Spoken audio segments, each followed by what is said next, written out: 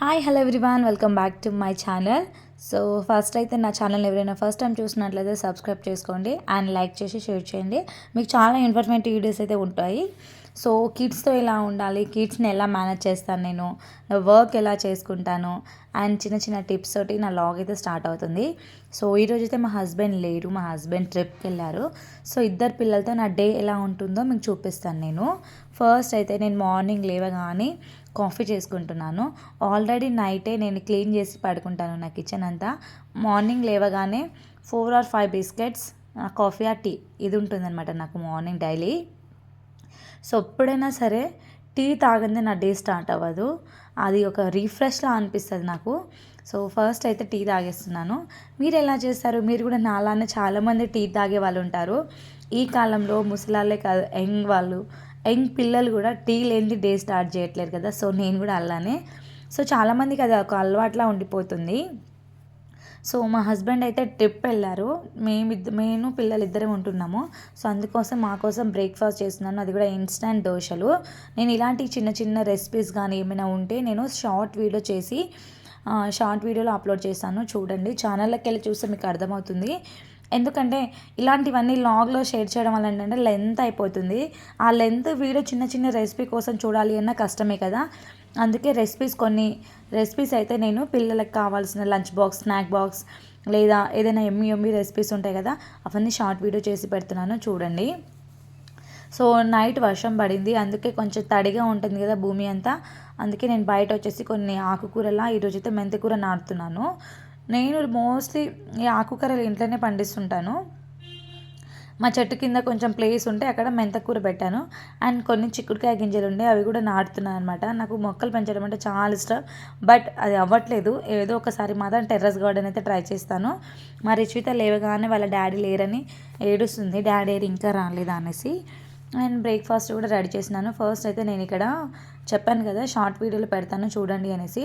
నేను ఇక్కడ రవ్వ నానబెట్టాను. రవ్వ పెరుగు నానబెడితే అందులోకి ఇంగ్రీడియంట్ యాడ్ చేసుకుంటున్నాను. నేను చాలా వరకు దోశలు చేసిన, ఇడ్లీ చేసిన అందులో ఆనియన్, క్యారెట్ తురుము లేదా బీట్రూట్ తురుము అలాంటివి అండ్ జీలకర్ర.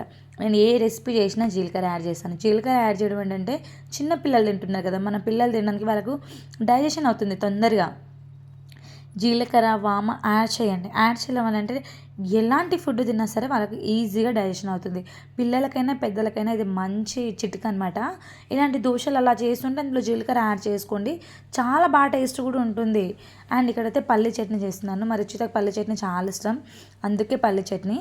సో దోశ అయితే రెడీ అయిపోయింది. మా రుచితకి యమ్మీగా బాగుందంట, వేడి వేడిగా తింటుంది. మా పిల్లలకి ఏంటంటే నేను తినిపిస్తే పెద్దగా తినరు, వాళ్ళంతటి వాళ్ళు తినడానికి ఎక్కువ ఇష్టపడతారు. చూసారా, నేను తినిపిస్తే మా రుచిత ప్లేట్ తీసుకుని వెళ్ళిపోయింది. మా విన్ని కూడా అంతే, చిన్నప్పటి నుంచి అలవాటు అయిపోయింది వాళ్ళు తినడమే. ఏ ఫుడ్ అయినా సరే వాళ్ళు స్పూన్ తోటి లేదా ఎక్కువ చేతితోటే తింటారు, స్పూన్ తోటి కూడా తినరు. స్పూన్తో తింటే ఎందుకో మళ్ళీ మా విన్ని పడేసి చేతితో తింటాడు. సో నేను ఇంకా ఈవినింగ్ అయ్యింది. ఈవినింగ్ అయ్యేసరికి నైట్ డిన్నర్కి ప్లాన్ చేస్తున్నాను, స్నానాలు చేసుకుని. ఎందుకంటే బయట బాగా కూల్గా ఉందబ్బా, ఈ మధ్యలో బాగా వర్షాలు పడి గొంతులు పట్టేస్తున్నాయి, ఏది తినాలన్నా భయం అవుతుంది. అందుకే ఈరోజు చికెన్ పులావ్ చేస్తున్నాను. మా హస్బెండ్ లేరు కదా, సండే ఈరోజు. సో సండే రోజు చికెన్ డెఫినెట్లీ నాన్ వెజ్ ఉండాల్సిందే కదా. ఇంకా మా వారు ఎలానో బయటనే తినొస్తారనేసి మేమైతే కొంచెం చికెన్ తెచ్చుకొని చికెన్ పులావ్ చేసుకుంటున్నాము. ఇంకా హస్బెండ్ లేరంటే సండే రోజు ఇంకా వర్క్ అయితే చాలా ఎక్కువగా చేసుకుంటాను నేనైతే. ఇంకా మా హస్బెండ్ ఉంటే బయటికి వెళ్ళడము, మార్కెట్కి వెళ్ళడము, పిల్లల్ని చూసుకోవడం, ఆయనకి ఇంకా ఏమైనా స్నాక్స్ చేసి పెట్టడం, అది ఇంకా డే అంతా ఫుల్ డే అయిపోతుంది నా వర్క్ అంతా. అదే మా హస్బెండ్ ఆ రోజు ఎడిగిన బయటికి వెళ్ళానంటే నా వర్క్ ఎక్కువ అయిపోతుంటుంది.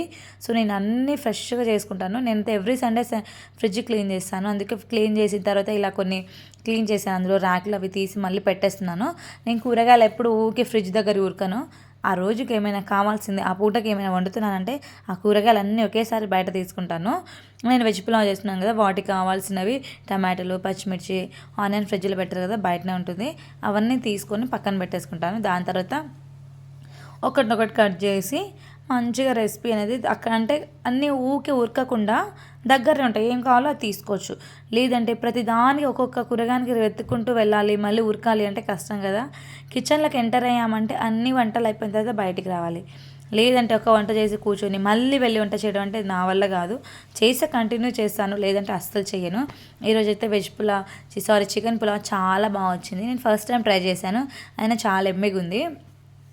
అప్పటికే మా హస్బెండ్ వచ్చేసారు. చూసారా, ఎవరైనా చీరాల బీచ్కి వెళ్ళి ఫిష్ ఏవో తెస్తారు, కానీ మా హస్బెండ్ వచ్చి స్నాక్ ఐటమ్ తీసుకొచ్చారంట. అవి కూడా చీరాల కాదు, ఇక్కడ బేకరీ దగ్గర వెళ్ళి తీసుకొచ్చారంట.